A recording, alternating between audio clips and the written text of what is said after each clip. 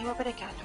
This is Aya with a summary of events in Damascus and its countryside for Friday the 6th of September 2013 from the Capital Pulsation News Team. The numbers of martyrs in Syria has risen to 36, among them 2 ladies, 5 children, 2 prisoners killed because of torture, and 8 in Damascus and its countryside. Today there were many demonstrations in several cities of the Damascene countryside under the slogan, "The chemical weapon isn't the only weapon Al-Assad is using to kill our children." Starting from Al-Qabun district, which was heavily shelled since the early morning by the heavy artillery, causing fires in many houses. Additionally, in برزة district, many houses were burned because of the daily shelling. Also, Al-Assad forces burned the citizens' houses near the scientific research center there.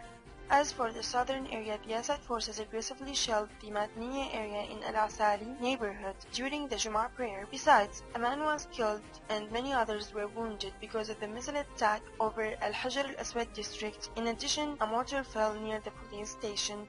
Furthermore, a big explosion sound was heard in the eastern village of Mazza. Consequently, heavy smoke rose in the area and the checkpoint of the reserve bakeries mobilized. Regarding the security forces attacks and spread, the Assad security forces attacked Qabr Atke district, arresting a young man. Moreover, another young man was arrested too in Al-Thuraya mosque in Al-Midan during the Jum'ah ceremony.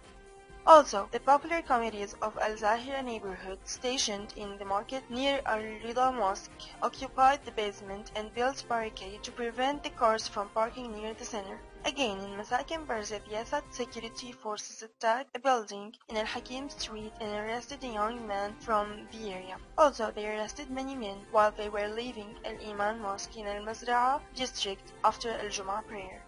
Besides, the Midan, Al-Mazza, Al-Salhiyya and Massakin Barza neighborhood witnessed wide security spread and the roaming of the Assad forces in the streets there.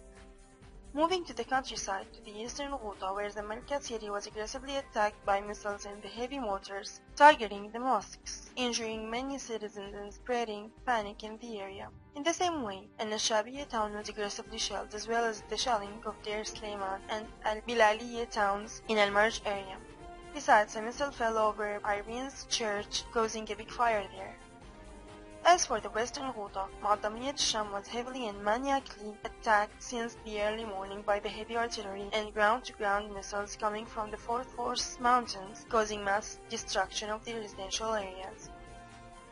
Meanwhile, there was a big explosion in Damascus Al-Qunaytira highway that caused the rise of heavy smoke in the area. Furthermore, the shelling of the refugees areas in Al-Zabadani continued along with the intensive firing of the missiles targeting the eastern mountain of the city, as well as shelling Bluidan city with all kinds of heavy weapons. Similarly, the area was attacked by the heavy artillery and the missiles, specifically its southern and eastern areas. Last news is about the peaceful movements and demonstrations. Today, there were many demonstrations in Damascus and its countryside, like in Al-Asali neighborhood, where the remaining residents demonstrated, expressing their opinions about the supposed American strike.